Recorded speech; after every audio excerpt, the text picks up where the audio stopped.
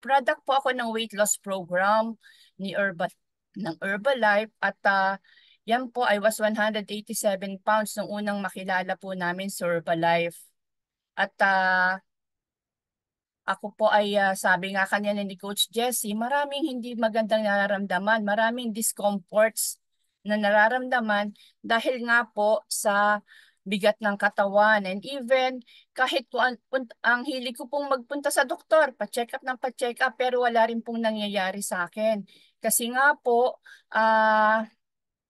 dahil sa mali pala yung aking kinakain. So I was advised by my doctor na mag-lose weight. Sabi niya, magsubukan mo, mabawas ng timbang at baka sakaling umayos ang pakiramdam mo kasi mayat-mayang gutom, mayat-mayang nahihilo, masakit ulo, hindi maintindihan, palaging galit. Kaya yung aking siyam na anak, hindi ko na po naaalagaan ng maayos.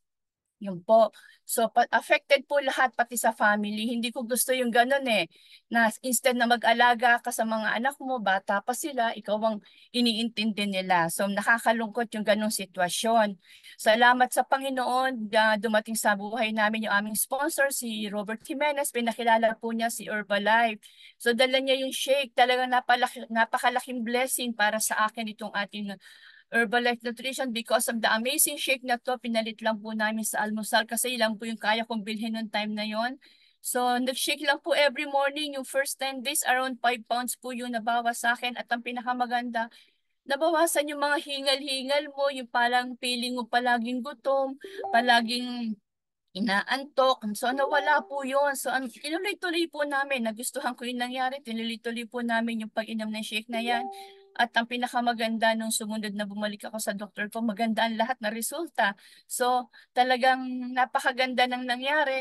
Napansin ng mga kapitbahay, yan po. So, naikwento ko sa kanilang lahat. Even yung family namin, mga anak ko, inuna ko po, pinainom din po namin siya.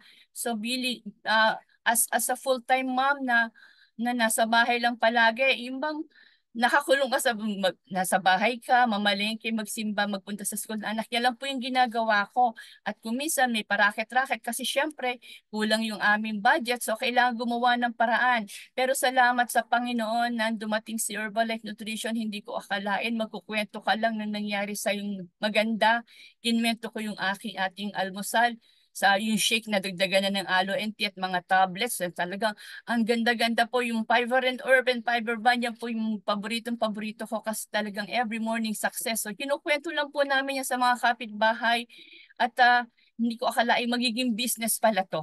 So, business na nakakatulong pa sa kapwa, ito yung pinakamagandang nangyari. Kasi syempre, marami akong nakikitang the same sa situation ko na gustong-gusto kong tulungan, kinukwentuhan sila, hindi ako pumapayag na hindi ko sila makakausap.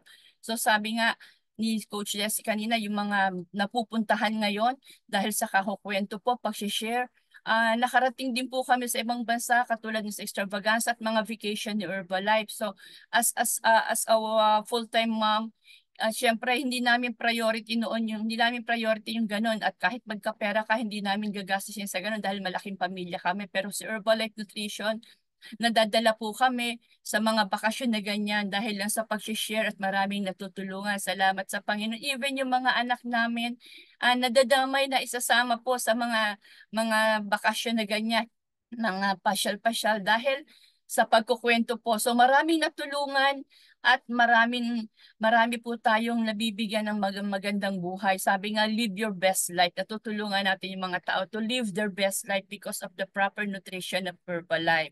Yun. So, thank you very much po. And next po, ayan. So, yan pong ating nakikita sa screen na sabi nga, how to control yung ating hunger. Paano i-control yung pagkagutom at ito ay meron daw 5 strategies kung paano natin makokontrol yung ating appetite. So, yan po ay sinulat ni Susan Bowerman. Kasi sa panahon ngayon, very timing po yan na talagang maraming tao gustong magbawas ng timbang pero ang pinakamalaking problema po nila, paano ba makokontrol yung pagkagutom. At maraming paraan naman din na nakikita natin sa market, pero hindi naman ganun sila ka-effective, sabing ganon. So may mga practical na paraan na kung gagawin natin araw-araw, matutulungan tayo para maging maganda ang ating kalusugan. Sabi nga ni Susan Bowerman, learning to control hunger daw is the biggest hurdle pagka tayo ay nasa weight loss program. So, ito ay palaging kino-complain, ito ay palaging dahilan ng mga nasa program. Kahit ako dati, yun ang sinasabi ko doon sa coach, lagi ako nagugutom, paano gagawin ko? So yan, common problem po ng karamihan yan. Next po. So ayan, sabi nga, kailangan daw muna po natin malaman ano bang pagkakaiba ng nagugutom o nung hunger sa appetite. Kasi para malaman natin kung ano ang dapat gawin. So next slide po, tingnan natin. So sabi daw yung hunger, ayan, malalaman natin kung ikaw ay nagugutom ba. Merong mga tanong palagi, ikaw ba talagang gutom? Yan sinasabi. Kasi minsan, yung tiyan natin, kumukulo-kulo ng ganyan. Tapos, nagugutom nga ba? Sabi, ano ba yung pag gutom at saka appetite? Anong pagkakaiba nilang dalawa? Yan. So, yung gutom, sabi niyang ganon, pag gutom ka, anong nararamdaman? Maaaring kumukulo-kulo yung tiyan mo. Dahil bakit ka nagutom? May ginawa kang isang bagay na nakaburn ka ng calories, kaya kailangan i-replace mo yon. Kaya ka nagugutom. Minsan naman, yung mga kinain mo, ano bang dahilan? Bakit ka nagugutom? Ano bang kinain mo? Tapos, kailan ka ba huling kumain? Yung pagitan ng kain mo. Isang factor din po yan. Tapos yung mga ginagawa mo sa activities mo, yung body composition mo, yung body fat percentage mo, factor din po yan. Samantala yung appetite or yung gana, yung gana sa pagkain, maaaring minsan nasa isip natin, akala natin nagugutom tayo kasi naamoy mo yung paborito mo, di ba? Naamoy mo yung paborito mong niluluto sa kapitbahay, paboritong adobo, nagutom kang bigla. Pero in fact, hindi ka naman pala gutom. Minsan naman yung mga nakasanayan natin, minsan 'di ba, pagkatapos magtanghalian, merienda maya-maya, ganon, na pagkatapos magtanghalian, it's a must na meron akong ganitong sweet. So, yun, hindi ka naman gutom, hinahanap-hanap mo. Minsan naman meron sinasabing yung according sa mood mo or emotional eating, yung bang masamang loob ko, kakain ako, ganon. Kanina, napagod ako, nahirapan ako, kailangan i-reward ko yung sarili ko, kakain ako. Ganon. So, degree of food focus yun, or exposure, kung ikaw ay palagi nandyan, kunyari, nagtatrabaho ko sa restaurant, nakikita mo yung pagkain, kain ka ng kain, ganon. So, yung mga boredom is a big factor also. Sabi nga ganon. So, maraming factor para kailangan ma-distinguish mo kung iyan ba ay gutom o hunger talaga or appetite. Okay. So, next slide po. Yan. So, ito ang mga 5 best ways na sinasabi ni Susan Bowerman na pwede nating gawin para masuppress daw o makontrol natin yung ating mga cravings o pagkagutom. So number 1 is to use daw protein as hunger buster. Kasi nga, as we all know, pag yung protina ay maraming protina yung ating kinakain, mas busog tayo ng mas matagal na oras, di ba? Napapansin nyo ba yung ating mga meal plan, yung sinasabi ni coach sa atin, malaking manok, malaking isda. So, yan talaga, sabi niya, nakakatulong para tayo ay mas busog sa matagal na oras, mas malakas ang katawan natin, yung energy level natin. Kasi yung fuel, parang fuel ng katawan natin na mas mas tayo hindi naghahanap, nawawala po yung cravings natin. Okay, next slide po. Ayan. So, nakikita po natin number 2. Ayan, number 2 po, sabi niya, fill yourself up with watery high fiber foods. So, malaking tulong po yung mga high fiber food kasi po, pag kinain natin yung fiber na yan, bulky siya sa tiyan natin, mas napupuno yung tiyan natin. So, busog po tayo. Kaya, napakaganda po kung uda natin kakainin. Kunyari, yung iba pumupunta sa buffet, unahin po natin yung mga vegetables na yan. Yung mga high fiber foods para hindi po tayo makakain ng mas maraming hindi magandang pagkain. Mas busog tayo kaagad. They help to fill you up. And yung most vegetables po natin na yan, ay mababa po ang calorie. So tip po, mababa ang calorie ng mga vegetables, especially yung green leafy vegetables, and wag lang po yung mga starchy na vegetables katulad ng patatas, yung gabi, yung mga ganyan, kamote. So, wag lang po yun. Pero yung mga ano po, they contain much water and fiber. Yung watery fruits po, like melon, pineapple, at saka yung mga high fiber fruits, ah nakakabusog din po yan sa ating katawan. Kaya nga lang, syempre, we have to take note of its sugar content. So, mas maganda talaga yung mga green leafy vegetables. Pero, yung iba, coach, hindi ako mahilig kumain ng gulay. May sagot po tayo dyan. Ito yung favorite kong sinasabi. Ito pong ating fiber and herb and fiber band. So, kung hindi kayo mahilig sa mga gulay-gulay, dahon-dahon, ito po ang solusyon. Lalo na ngayon na napakamahal ng gulay, mas mura pa po itong ating tablets na to kung i-compare nyo sa price ng gulay ngayon. Number 3, exercise can help control hunger.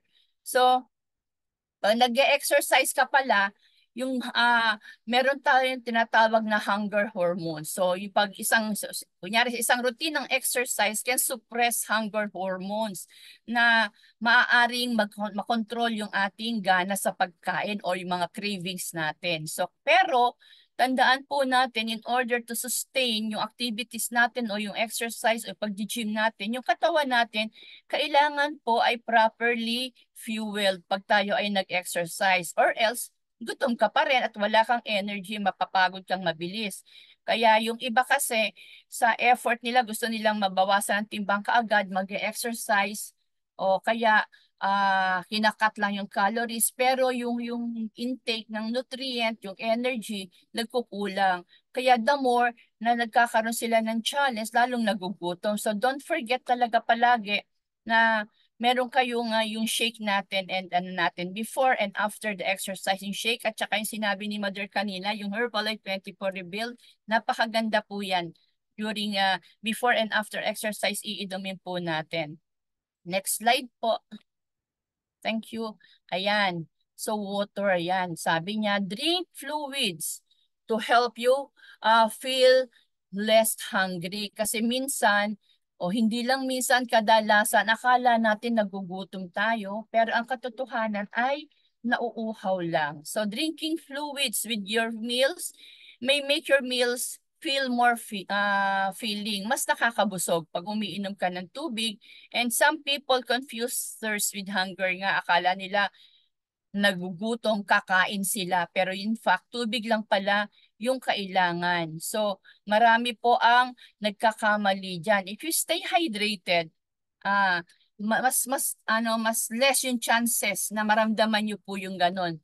Kaya itong ating nakikita niyo po sa screen yung ating healthy breakfast. Yan po, para sa akin, every time you feel na nagugutom ka, maganda po ito. Less calorie, may nutrient intake pa. So, yung ating aloe naman nasa water, napakaganda po yan. Next slide po. Yan. Number 5, eating small frequent meals can help you curb your appetite. So pag nagugutom, small frequent meal. Makikita nyo po sa meal plan nga, yung iba naka-weight loss program, sabi nila, coach, bakit na 4 o 5 beses akong kakain? Di ba nagbabawas ako ng timbang? Yun ang akala nila kasi akala nung tao, ako rin, akala ko dati pag magbabawas ng timbang, hindi kakain. Pero mali pala. Sabi niya, when you eat small meals, sabi ni Susan Bowerman, every few hours, it helps keep your blood sugar level more stable. Katulad nung diniscuss kanina ni Coach Jared sa Healthy Breakfast natin, Doc. So, ito pong small frequent meal na to, naiiwasan yung biglang pagtaas ng sugar level at biglang pagbaba. Pag bumagsak po, nagugutom tayo nun. So, kailangan small frequent meal para yung hunger hindi hindi mag-spike yung sugar level at hindi biglang babagsak. So, anong kakainin? Siyempre, yung katulad na sinabi ko kanina, yung more on protein, tapos yung mga watery fruits na yan, yun ang ating kainin. Kasi para mas healthy, huwag po yung mga nakikita natin na kung ano-anong chichirya dyan. The best po, sabi ko nga the best, mag-shake. Pag kumalam ang tiyan, mag-shake. Walang problema. The more you shake, the more healthier you become. So sabi nga, it is easier to manage your hunger kapag ganito ang kinakain natin, small frequent meal. So with that, I hope may natutunan po kayo, and thank you very much for giving me the chance to share this morning. Go, back to you, Coach.